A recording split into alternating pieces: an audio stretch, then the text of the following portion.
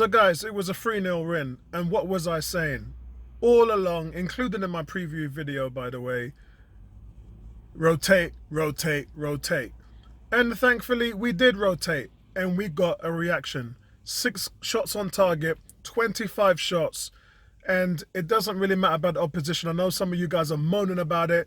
Look what the opposition did to Spurs last night. Yeah, look what the opposition nearly did to us last week. We nearly lost against Rapid Vienna. So I don't care who you play, because it's 11 against 11, and if you don't turn up, man's gonna dust you, innit? Turn up, show your mettle, and then prove your worth. And that's what the team did.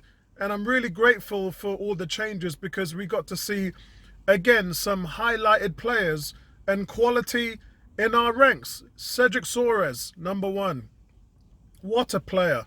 5 duels won, 8 crosses, 7 of them were absolutely pinpoint accurate for a striker. As I said in the podcast last night, Jamie Vardy, if he was on our front line, he would have had a hat-trick last night. My guy, Soares, would have had 3 or 4 assists. He knows how to deliver a ball that only Pepe can.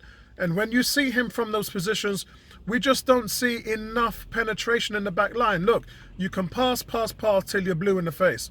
If you don't deliver a quality ball in the box, you're not going to give your striker a chance, and you're not going to put the defence on the back foot. And he did that. And he did that not just once or twice, but he did that throughout the game. It's not just a one-off game, guys. He did this in the previous game as well. So he's shown his quality coming through. And for me, I think you got to give him a chance in the first team. Willock, Joe Willock. Now, I've been asking for Willock to replicate the form that he had at Anfield last season. And this game, he did that. What a player. Look, dribbles. The guy's showing the ability to cut through into the penalty area on different legs, switching it from the right to left, being busy through the middle as well, supporting the right flank. And it's really strange, isn't it? Because we've seen so much work and penetration on the left-hand side through Arsenal. But last night, and not just last night, guys, but even the previous games, we've seen, where Bellerin got the assist. Remember, Bellerin's got 3 assists, and they've all come from the right side. So there's us talking about everything as heavy left and all the attacks coming through the left. But actually, in the last few games and last night as well, it was the right side that was singing. It was the right side that was doing the thing. So one must ask now is, if the right side is creating all the goals and doing everything with Bellerin and Pepe and all that stuff that's happening on there, we got to now ask what's going on the right. Aubameyang's not scoring. Yeah, we've got to ask. Even the goal that Aubameyang scored against Rapid Vienna, it was made on the right by Bellerin, as I just previously said. So the left-hand side's not really doing much as far as creativity. So maybe that's a problem we need to solve. Everyone's talking about the right. But at the left is getting left behind right now. So last night, I think what we saw was a combination of attacks. There was switches from Pepe and Reiss Nelson as well. Again, Reiss Nelson, a decent game from him, really making a charge on the team and really stamping the authority of trying to get some playing time in the first team. Nketiah as well. Really, his movement. There was one chance before he got the goal that he had where he stuck a leg out. He would have got a deflection. The ball ping-ponged, a great shot by Pepe, and it ping-ponged off 2 black shirts, and he just missed it. But the difference is, guys, and as I said to Mark T as well, is that Eddie is in those positions to score. That's the difference. You get goals because you're in the right place, and the movement and the position of Eddie is why he's getting those chances.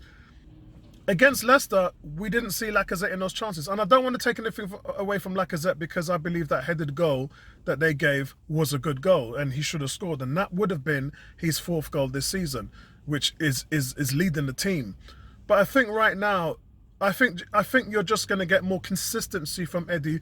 You're going to get more energy from Eddie, and you're going to get more support in the midfield from Eddie, because he's going to cut back into the midfield and he's going to take out their pivot man. He's the one that's going to stop the ball being played out at the back by hitting that guy in the centre, therefore suffocating the back and allowing your forwards to put pressure on other teams playing out at the back. And we're going to need that against United. We're going to need that against various teams. So I just think that regardless of which way you go, and let's all agree, we think that Aubameyang should be the point man. You know, all this fight between Nketiah and Lacazette, we ain't getting anywhere, guys. We just need to stick Aubameyang in there because he's a limited player, as Bertram has pointed out time and time again.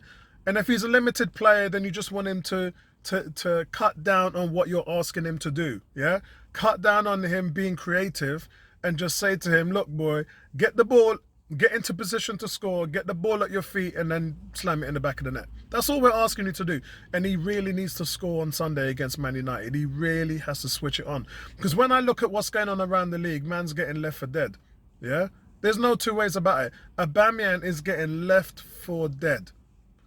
But the question now comes is, how are you going to make that happen? How are you going to fill that front line? I still have to go with Pepe on the right, Aubameyang in the middle, and Saka on the left. But I would, rather than have Ceballos in the midfield, why not try Joe Willock? What have you got to lose?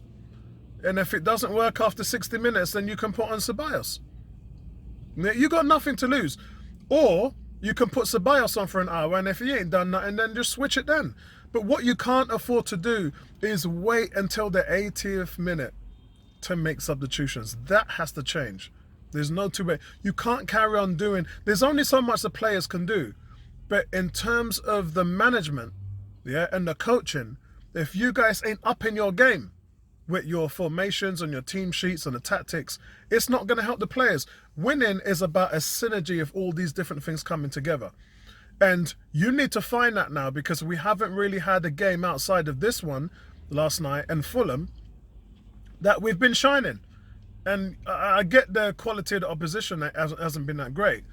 But at some point, you got to turn up.